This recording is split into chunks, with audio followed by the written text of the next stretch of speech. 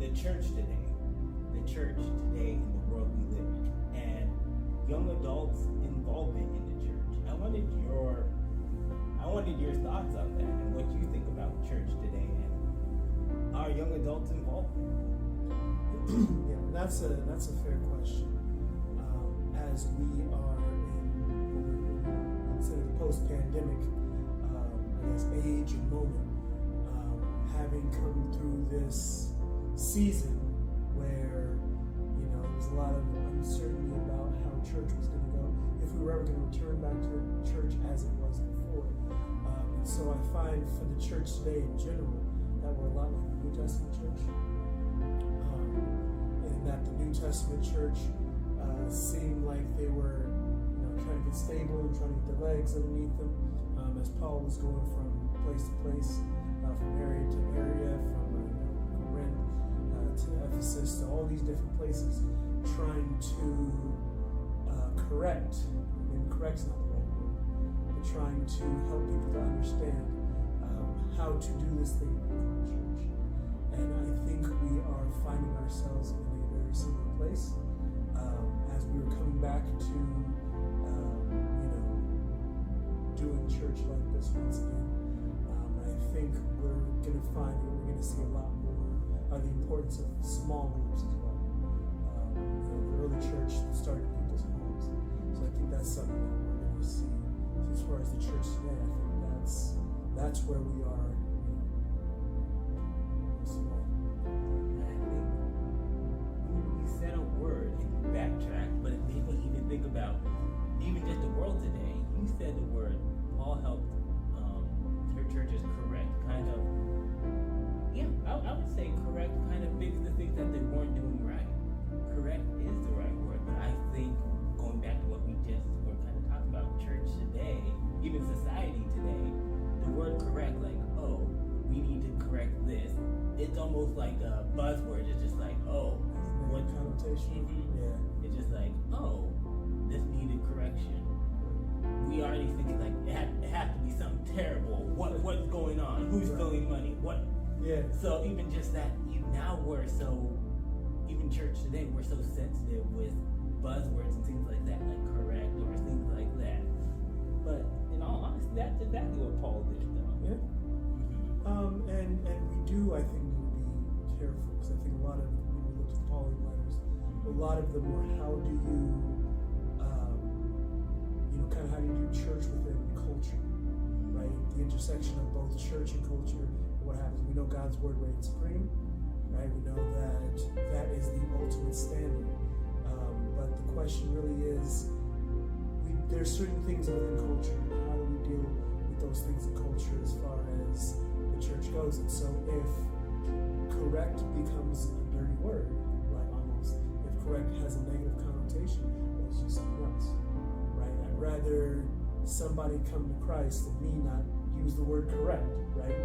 And I lead someone to Christ rather than me going, no, what he was doing was correcting, and y'all need to shut up and deal with it, and that's it. And I mean that's another thing too, and that was kind of I could we could even say kind of the old school mindset of the church too, where, and I feel like now with the old school mindset, it kind of rubs young adults the wrong way. So that's another issue maybe some young adults have faced with the church today. Whether maybe they were corrected, but maybe the way the correction was done maybe put them on blast or something. It wasn't done the correct way. And I think that's, again, I said, the church is kind of, we're kind of getting our legs underneath ourselves again, post-pandemic, because, something happened, we were at home for a while, and now thinking about how do younger generations kind of see the, I don't want to say see the gospel, because again, the gospel doesn't change, right? The presentation, how we may present it, that might change, but the gospel doesn't change. The gospel message has not changed since Christ's crucifixion and resurrection, right? And so maybe kind of how we How did the younger generation get maybe perceives or how we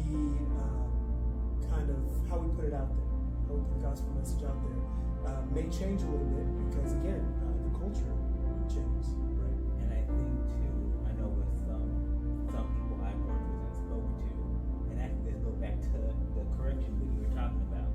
That's how they perceive God and perceive followers of God. That we're gonna put the hammer down and what you're doing is wrong. You need to do it this way. Always correcting, always judging. That's how they view it. Yeah. It's down to a point if you tell someone you're a Christian, they're just like, you're already judging me or you're doing this or that. Usually I hear it called Bible bashing.